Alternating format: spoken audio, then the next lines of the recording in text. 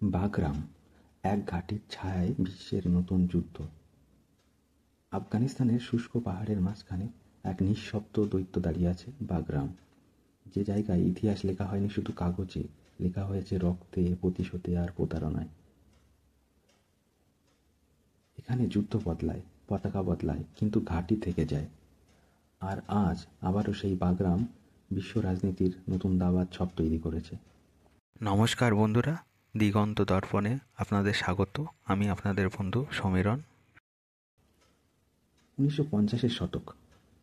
Soviet union তখন পৃথিবীর এক মেরু শক্তি। তাদের প্রকৌশলীরা পাহাড় ভেদ করে বানায় এক সামরিক দানব, বাগরাম এয়ারবেস। তাদের উদ্দেশ্য স্পষ্ট, আফগানিস্তানকে বানানো হবে পূর্ব পশ্চিমের মাঝখানে এক বাফার জোন।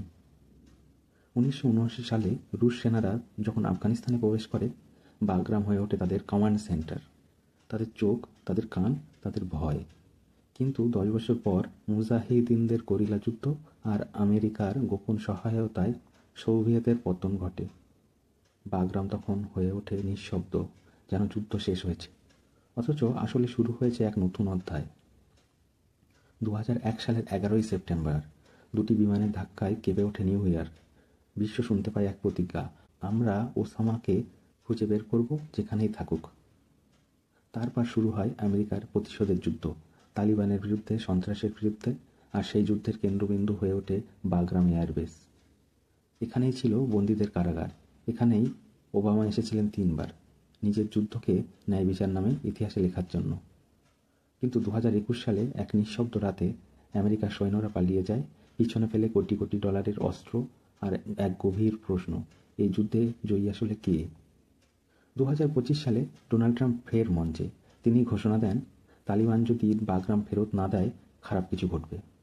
তারপরেই পাকিস্তান সীমান্তে গোলাবর্ষণ শুরু করে আফগানিস্তানে। আর এই একই সময়ে তালিবান পররাষ্ট্রমন্ত্রী ভারত সফরে আসেন। বিশ্বজুড়ে কূটনৈতিক রেডারে ভেসে ওঠে এক প্রশ্ন, বাগরাম কি কেবল একটি ঘাঁটি, নাকি নতুন শীতল যুদ্ধের সূচনা? পাকিস্তানের জন্য এটা শোনার সুযোগ। আমেরিকা যদি বাগরামে ফেরে, তাহলে জ্বালানি, রসদ সরবরাহ সব যাবে পাকিস্তানের পথ ধরে, আর তার বিনিময়ে মিলবে ডলার, প্রভাব ও নিরাপত্তা চুক্তি। কিন্তু পাকিস্তানের ভয়ও আছে, কারণ আজকের তালিবান আর পুরনো পুতুল নয়। ভারত এখন তালিবানের সঙ্গে সরাসরি যোগাযোগ রাখছে, আর সেটাই পাকিস্তানের কাছে সবচেয়ে বড় দুঃস্বপ্ন। চীনের কাছে বাগরাম মানে এক নজরদারির জানলা। সিনজিয়াং থেকে গাওদার পর্যন্ত তাদের পুরো করিডোর এক মুহূর্তে আমেরিকার র্যাডারে চলে আসতে পারে। চীন তাই নীরবে উদ্বিগ্ন, কারণ তারা জানে যদি বাগরাম ফের আমেরিকার হাতে যায়, তবে তাদের বেল্ট অ্যান্ড রোড ড্রিম এক রাতেই ভেঙে পড়তে পারে। ভারত খুব সাবধানে খেলছে। একদিকে চায় তালেবানের সঙ্গে সংযোগ রক্ষা করতে, অন্যদিকে জানে আমেরিকা ফিরলে চীন পাকিস্তানের বিরুদ্ধে ভারসাম্য পাওয়া যাবে।